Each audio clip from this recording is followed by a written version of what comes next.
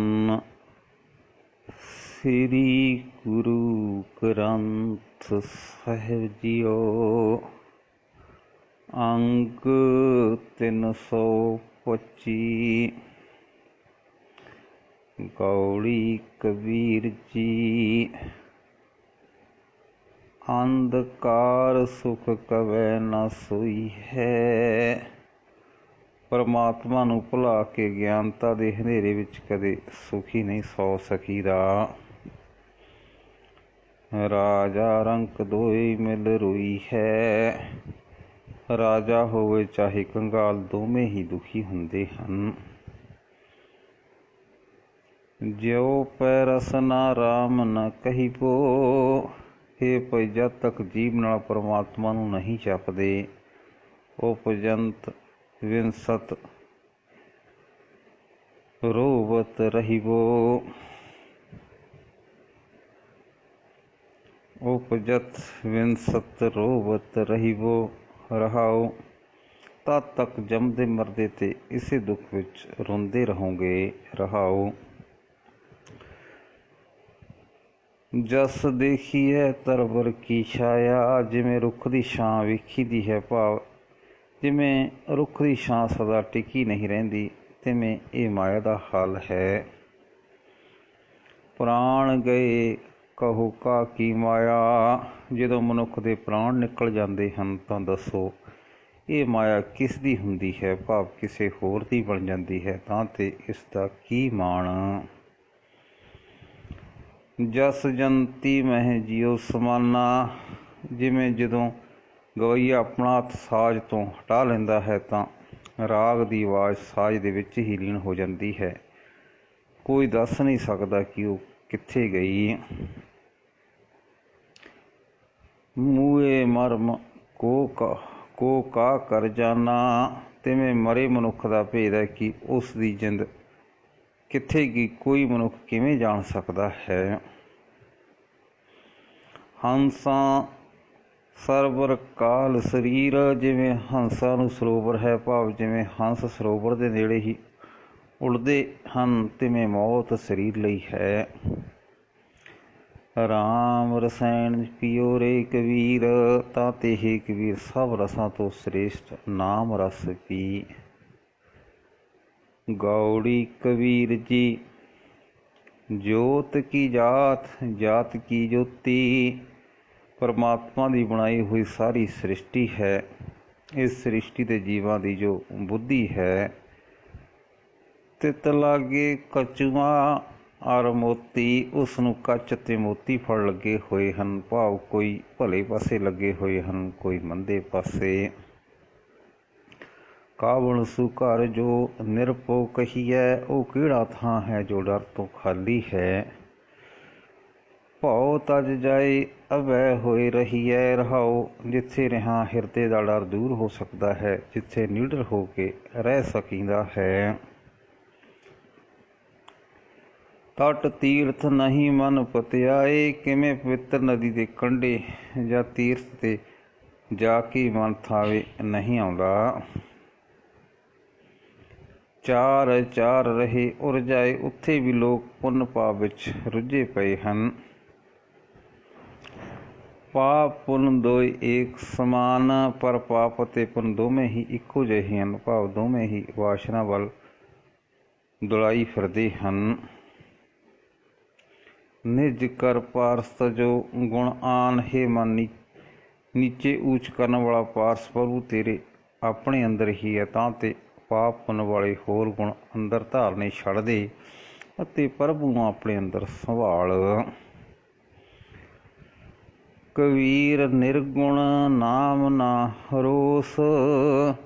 ਹੇ ਕਬੀਰ, ਮਾਇਆ ਦੇ ਮੋਹ ਤੋਂ ਉੱਚੇ ਪ੍ਰਭੂ ਦੇ ਨਾਮ ਨੂੰ ਨਾ ਭੁਲਾ। ਇਹ ਪਰਚਾਏ ਪਰਚ ਰਹੋ। ਇਸ ਆਪਣੇ ਮਨ ਨੂੰ ਨਾਮ ਜਪਣ ਦੇ ਹਾਰੇ ਲਾ ਕੇ ਨਾਮ ਵਿੱਚ ਰੁੱਝਿਆ ਰਹੋ। ਗੌੜੀ ਕਬੀਰ ਜੀ। ਜੋ ਜਨ ਪਰਮਿਤ ਪਰਮਨ ਜਾਨਾ।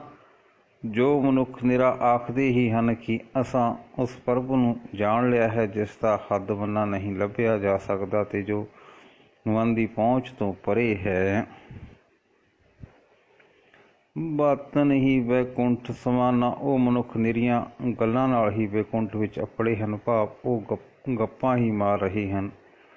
ਉਹਨਾਂ ਵੈਕੁੰਠ ਅਸਲ ਵਿੱਚ ਡਿੱਠਾ ਹੀ ਨਹੀਂ ਹੈ। ਨਾ ਜਾਣਾ ਵੈਕੁੰਠ ਕਹਾਂ ਹੀ, ਮੈਨੂੰ ਤਾਂ ਪਤਾ ਨਹੀਂ ਉਹ ਵੈਕੁੰਠ ਕਿੱਥੇ ਹੈ। ਜਾਨ ਜਾਨ ਸਭ ਕਹੇ ਤਹਾਂ ਹੀ, ਜਿੱਥੇ ਸਾਰੇ ਲੋਕ ਆਖਦੇ ਹਨ ਚੱਲਣਾ ਹੈ ਰਹਾਓ। ਕਹਿਣ ਕਹਾਵਣ ਨੇ ਪਤਿਆਈ ਹੈ, ਨਿਰਾ ਇਹ ਆਖਣ ਨਾਲ ਤੇ ਸੁਣਨ ਨਾਲ ਕਿ ਅਸਾਂ ਵੈਕੁੰਠ ਵਿੱਚ ਜਾਣਾ ਹੈ, ਮਨ ਨੂੰ ਤਸੱਲੀ ਨਹੀਂ ਹੋ ਸਕਦੀ। ਤਿਉਂ ਮਨ ਮਾਨੇ ਜਾਂ ਤੇ ਹਉਮੈ ਜਾਈ ਹੈ, ਮਨ ਤਦੋਂ ਹੀ ਧੀਰਜ ਆ ਸਕਦੀ ਹੈ ਜੇ ਅਹੰਕਾਰ ਦੂਰ ਹੋ ਜਾਏ। ਜਬ ਲਗ ਮਨ ਵੈਕੁੰਠ ਕੀ ਆਸ, ਇੱਕ ਗੱਲ ਹੋਰ ਚੇਤੇ ਰੱਖਣ ਵਾਲੀ ਹੈ ਕਿ ਜਦ ਤੱਕ ਮਨ ਵਿੱਚ ਵੈਕੁੰਠ ਜਾਣ ਦੀ ਤਾਂਘ ਲੱਗੀ ਹੋਈ ਹੈ, ਤਬ ਲਗ ਹੋਏ ਨੀ ਚਰਨ ਨਿਵਾਸ, ਤਦ ਤੱਕ ਪ੍ਰਭੂ ਦੇ ਚਰਨਾਂ ਵਿੱਚ ਮਨ ਜੁੜ ਨਹੀਂ ਸਕਦਾ।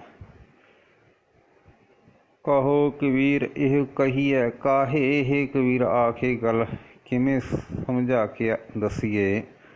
ਸਾਧ ਸੰਗ ਵੈਕੁੰਠ ਆਹੇ, ਭਾਵ ਇਹ ਗੱਲ ਪ੍ਰਤੱਖ ਹੀ ਹੈ ਕਿ ਸਾਧ ਸੰਗਤ ਹੀ ਅਸਲੀ ਵੈਕੁੰਠ ਹੈ। ਗਉੜੀ ਕਬੀਰ ਜੀ ਉਪਜੈ ਨਿਪਜੈ ਨਿਪਚ ਸਮਾਈ, ਪਹਿਲਾਂ ਇਹ ਜੀਵ ਦਾ ਪਿਤਾ ਦੀ ਬਿੰਦ ਤੋਂ ਮੁੱਢ ਵੱਜਦਾ ਹੈ, ਫਿਰ ਮਾਂ ਦੇ ਪੇਟ ਵਿੱਚ ਇਹ ਵਜੂਦ ਵਿੱਚ ਆਉਂਦਾ ਹੈ, ਵਜੂਦ ਵਿੱਚ ਆ ਕੇ ਮੁੜ ਨਾਸ ਹੋ ਜਾਂਦਾ ਹੈ। ਨੈਣੋਂ ਦੇਖਤ ਇਹੋ ਜਗ ਜਾਈ, ਸੋ ਸਾਡੀ ਅੱਖੀਂ ਵੇਖਦਿਆਂ ਹੀ ਇਹ ਸੰਸਾਰ ਇਸੇ ਤਰ੍ਹਾਂ ਤੁਰਿਆ ਜਾ ਰਿਹਾ ਹੈ। ਲਾਜ ਨਾ ਮਰੋ ਕਹੋ ਘਰ ਮੇਰਾ, ਤਾਂ ਤੇ ਇਹ ਜੀਵ ਸ਼ਰਮ ਨਾਲ ਕਿਉਂ ਨਹੀਂ ਡੁੱਬ ਮਰਦਾ, ਭਾਵ ਤੂੰ ਝੱਕਦਾ ਕਿਉਂ ਨਹੀਂ ਜਦੋਂ ਤੂੰ ਇਹ ਆਖਦਾ ਹੈ ਕਿ ਇਹ ਘਰ ਮੇਰਾ ਹੈ। ਅੰਤ ਕੀ ਵਾਰ ਨਹੀਂ ਕਛ ਤੇਰਾ, ਰਹਾਉ ਚੇਤੇ ਰੱਖ ਜਿਸ ਵੇਲੇ ਮੌਤ ਆਵੇਗੀ ਤਦੋਂ ਕੋਈ ਵੀ ਚੀਜ਼ ਤੇਰੀ ਨਹੀਂ ਰਹੇਗੀ, ਰਹਾਉ। ਅਨੇਕ ਯਤਨ ਕਰ ਕਾਇਆ ਪਾਲੀ, ਅਨੇਕਾਂ ਯਤਨ ਕਰਕੇ ਸਰੀਰ ਪਾਲੀਦਾ ਹੈ। ਮਰਤੀ ਵਾਰ ਅਗਨ ਸੰਗ ਜਾਲੀ, ਪਰ ਜਦੋਂ ਮੌਤ ਆਉਂਦੀ ਹੈ ਇਸ ਨੂੰ ਅੱਗ ਨਾਲ ਸਾੜ ਦੇਈਦਾ ਹੈ। ਚੋਆ ਚੰਦਨ ਮਰਦਨ ਅੰਗਾ, ਜਿਸ ਸਰੀਰ ਦੇ ਅੰਗਾਂ ਨੂੰ ਆਤਰ ਤੇ ਚੰਦਨ ਮਲੀਂਦਾ ਹੈ। ਸੋ ਤਨ ਜਲੈ ਕਾਠ ਕੈ ਸੰਗਾ, ਉਹ ਸਰੀਰ ਆਖਰ ਨੂੰ ਲੱਕੜਾਂ ਨਾਲ ਸੜ ਜਾਂਦਾ ਹੈ। ਕਹੋ ਕਬੀਰ ਸਨੋਰੇ ਗੁਣੀਆਂ, ਹੇ ਕਬੀਰ ਆਖੇ ਵਿਚਾਰ ਮਨ ਮਨੁੱਖ ਚੇਤੇ ਰੱਖ। ਵਿੰਸੇ ਗੋ ਰੂਪ ਦੇਖੇ ਸਭ ਦੁਨੀਆ, ਸਾਰੀ ਦੁਨੀਆ ਵੇਖੇਗੀ, ਭਾਵ ਸਭ ਦੇ ਵੇਖਦਿਆਂ ਵੇਖਦਿਆਂ ਇਹ ਰੂਪ ਨਾਸ ਹੋ ਜਾਏਗਾ। ਗਉੜੀ ਕਬੀਰ ਜੀ ਆਵਰ ਮੂਏ ਕਿਆ ਸੋਗ ਕਰੀਜੈ, ਹੋਰਨਾਂ ਦੇ ਮਨ ਤੇ ਸੋਗ ਕਰਨ ਦਾ ਕੀ ਲਾਭ। ਤੋ ਕੀਜੈ ਜਿਉ ਆਪਨ ਜੀਜੈ, ਉਹਨਾਂ ਦੇ ਵਿਛੋੜੇ ਦਾ ਸੋਗ ਤਾਂ ਹੀ ਕਰੀਏ ਜੇ ਆਪ ਇੱਥੇ ਸਦਾ ਜਿਉਂਦੇ ਰਹਿਣਾ ਹੋਵੇ। ਮੈਂ ਨਾ ਮਰੂ ਮਰਬੋ ਸੰਸਾਰਾ, ਮੇਰੇ ਆਤਮਾ ਦੀ ਕਦੇ ਮੌਤ ਨਹੀਂ ਹੋਵੇਗੀ। ਮੁਰਦਾ ਹਨ ਉਹ ਜੀਵ ਜੋ ਜਗਤ ਦੇ ਧੰਦਿਆਂ ਵਿੱਚ ਫਸੇ ਹੋਏ ਹਨ। ਅਬ ਮੋਹਿ ਮਿਲਿਓ ਹੈ ਜੀਵਨ ਜੀਵਨ ਹਾਰਾ, ਰਹਾਉ। ਮੈਨੂੰ ਤਾਂ ਹੁਣ ਅਸਲ ਜ਼ਿੰਦਗੀ ਦੇਣ ਵਾਲਾ ਪਰਮਾਤਮਾ ਮਿਲ ਪਿਆ ਹੈ, ਰਹਾਉ। ਇਆਂ ਦੇਹੀ ਪਰਮਲ ਮਹਿਕੰਦਾ, ਜੀਵ ਇਸ ਸਰੀਰ ਤੇ ਕਈ ਸੁਗੰਧੀਆਂ ਮਹਿਕਾਉਂਦਾ ਹੈ। ਤਾਂ ਸੁਖ ਵਿਸਰੇ ਪਰਮ ਆਨੰਦਾ, ਇਹਨਾਂ ਹੀ ਸੁੱਖਾਂ ਵਿੱਚ ਇਸ ਨੂੰ ਪਰਮ ਆਨੰਦ ਸਰੂਪ ਪਰਮਾਤਮਾ ਭੁੱਲ ਜਾਂਦਾ ਹੈ। ਕੁਆਟਾ ਏਕ ਪੰਚ ਪਨਿਹਾਰੀ, ਸਰੀਰ ਮਾਨੋ ਇੱਕ ਨਿੱਕਾ ਜਿਹਾ ਖੂਹ ਹੈ। ਪੰਜ ਗਿਆਨ ਇੰਦਰੀ ਮਾਨੋ ਪੰਜ ਚਰਖੜੀਆਂ ਹਨ। ਟੂਟੀ ਲਾਜ ਭਰੇ ਮਤ ਹਾਰੀ, ਮਾਰੀ ਹੋਈ ਮਤ ਲੱਜ ਤੋਂ ਬਿਨਾਂ ਪਾਣੀ ਭਰ ਰਹੀ ਹੈ, ਭਾਵ ਵਿਕਾਰਾਂ ਵਿੱਚ ਫਸੀ ਹੋਈ ਮਤ ਗਿਆਨ ਇੰਦਰੀਆਂ ਦੀ ਰਾਹੀਂ ਵਿਕਾਰਾਂ ਵੱਲੋਂ ਸੁੱਖ ਲੈਣ ਦੀ ਵਿਅਰਥ ਯਤਨ ਕਰ ਰਹੀ ਹੈ। कहो कबीर एक बुद्ध विचारी है। कबीर आख जदों विचार वाली बुद्धि अंदर जाग पई, ना ਉਹ ਘੁਆਟਾ ना पनिहारी, तदों ना ਉਹ ਸਰੀਰ ਕਮੋ ਰਿਹਾ ਤੇ ना ही विकारां ਵੱਲ खिंचण वाली ਉਹ इंद्रे रहे। गौड़ी कबीर जी अस्थावर जंगम कीट पतंगा। ਅਸੀਂ ਹੁਣ ਤੱਕ ਅਸਾਵਰ ਜੰਗਮ ਕੀੜੇ ਪਤੰਗੇ ਅਨੇਕ ਜਨਮ ਕੀਏ ਬਹੁ ਰੰਗਾ, ਇਹੋ ਜਿਹੇ ਕਈ ਕਿਸਮਾਂ ਦੇ ਜਨਮਾਂ ਵਿੱਚ ਆ ਚੁੱਕੇ ਹਾਂ। ਐਸੇ ਕਰ ਹਮ ਬਹੁਤ ਵਸਾਏ ਹੇ ਰਾਮ, ਅਸੀਂ ਇਹੋ ਜਿਹੇ ਕਈ ਸਿਰਿਆਂ ਵਿੱਚੋਂ ਦੀ ਲੰਘ ਕੇ ਆਏ ਹਾਂ।